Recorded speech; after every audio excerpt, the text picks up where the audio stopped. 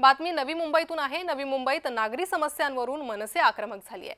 कोपरखैरणेमध्ये मनसेने जन आक्रोश मोर्चा काढला। उद्घाटनाअभावी रुग्णालय मार्केट धूळखात पडले। अधिकाऱ्यांना नागरी समस्यांबाबत जाब मनसेने विचारलाय। कोपरखैरणे विभागातील विविध नागरी समस्यांविरोधात मनसे आक्रमक झाली।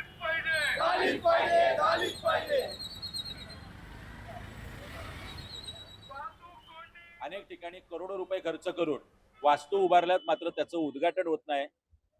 सगळ्यात मोठी समस्या कोपरखैरण्यातली असेल तर ते माता बाल रुग्णालयाची। करोडो रुपये या माता बाल रुग्णालयावर महापालिकेने खर्च केलेत।